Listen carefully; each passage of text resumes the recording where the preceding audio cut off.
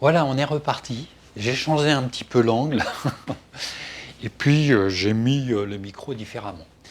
Donc Jésus est-il crédible? C'est la suite et c'est surtout voilà ce que disent les spécialistes un petit peu parce que faut quand même les écouter aussi.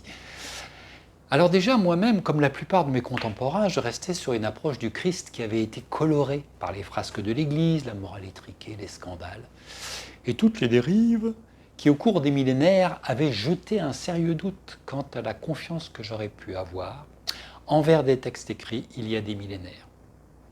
Des auteurs bibliques dont je pouvais mettre aussi en doute les bonnes intentions ou leur justesse rédactionnelle. Et finalement, ce scepticisme de principe m'arrangeait bien, parce qu'ainsi je m'affranchissais d'un système de croyance clé en main qui aurait pu réduire ma liberté d'expérimentation, d'expérimenter. Ça vous parle peut-être. N'avons-nous pas tous des parents et ne sommes-nous pas nombreux à avoir apprécié de nous affranchir de leur influence et de toute forme d'influence ou de tutelle d'ailleurs? Voilà. Donc, ce que les spécialistes de la question sur Jésus avancent, ce sont les points suivants. Les évangiles démontrent de manière convaincante qu'ils sont le reflet d'un témoignage oculaire et que leur exactitude n'est pas à mettre en doute. Alors, il faut développer, mais ça, vous pouvez aller le voir sur des textes et des livres et tout ça. Quand ils disent cela, ces spécialistes, c'est jamais gratuit, c'est après avoir examiné sérieusement la question, et ils en arrivent à cette conclusion. Autre chose, les biographies de Jésus se trouvent être si proches des événements qu'il est impossible de s'en débarrasser en les mettant sur le compte de la légende. Maintenant, pour la biographie de Jésus, les évangélistes se sont efforcés de rapporter fidèlement ce qu'ils ont vu et entendu. Et malgré quelques divergences mineures, il y a une harmonie réelle entre les évangiles. Cela renforce leur crédibilité historique. Les écrits peuvent être passés par les nombreux tests d'authentification qu'utilisent les avocats de la défense, comme par exemple celui de l'intention des auteurs, justement, de la déformation des propos, ou encore le test de partialité. Aujourd'hui, on peut dire que le Nouveau Testament est à 99% fiable, sans écart de texte qui remettrait en cause une quelconque doctrine chrétienne fondamentale.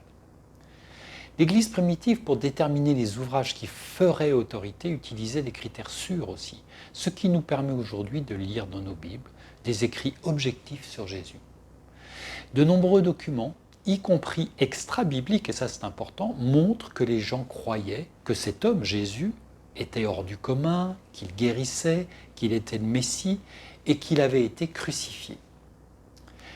Au niveau archéologique maintenant, le Nouveau Testament s'avère tout à fait crédible, car ce que la Terre a livré comme trouvailles et matériel n'a jamais remis en question un passage biblique ou un autre.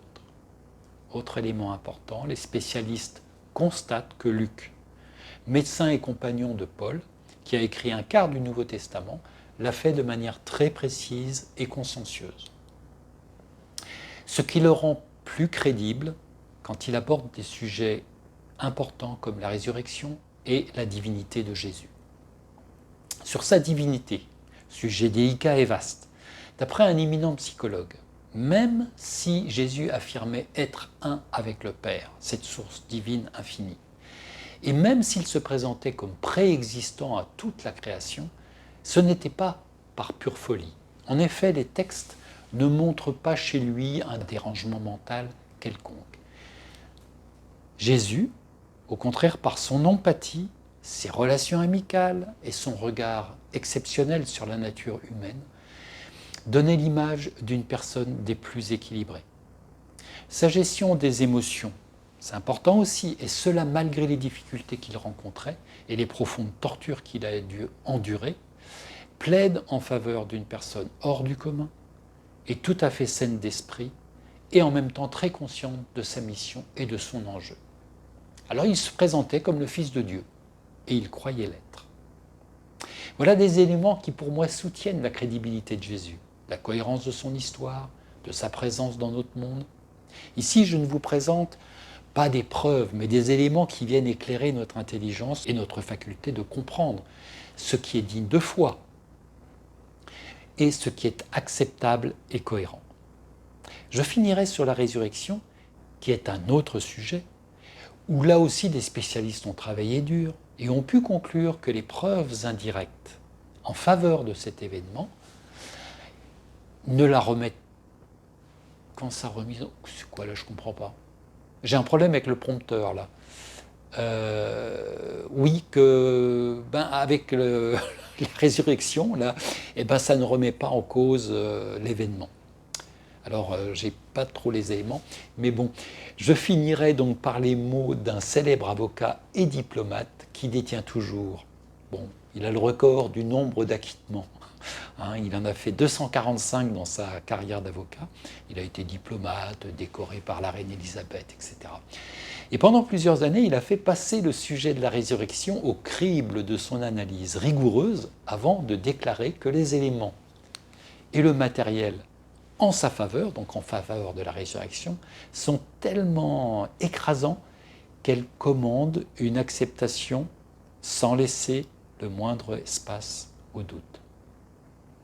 Alors, toujours est-il que, croyant ou non, l'écoute ou la lecture de l'ouvrage de Lee Strobel, le fameux journaliste d'investigation, qui a fait une longue enquête sur le personnage de Jésus-Christ, ça ne laisse pas indifférent. Et surtout que cet ouvrage nous informe sur des sujets qui ne sont pas souvent traités en profondeur. J'entends par là avec des arguments, des contre-arguments, passer ça au crible de tests, etc. C'est bien, c'est précieux.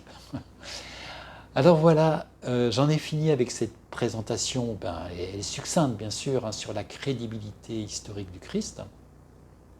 J'espère qu'elle vous a plu. Et puis, ce n'est rien, bien sûr, comparé à la manifestation concrète que le Christ peut avoir dans la vie des gens, et qui ne passe pas par le prisme du mental, bien sûr, mais qui touche le cœur. Car Dieu a tant aimé le monde, nous dit l'apôtre Jean, qu'il a tout donné pour nous libérer de nos difficultés. Ça, c'est dans Jean, chapitre 3, verset 16. Je l'ai un peu transformé, mais c'est l'amour de Dieu manifesté aux hommes. Voilà, sur ce, je vous souhaite plein de belles choses, et le sourire dans votre cœur, et la paix dans votre esprit. À bientôt.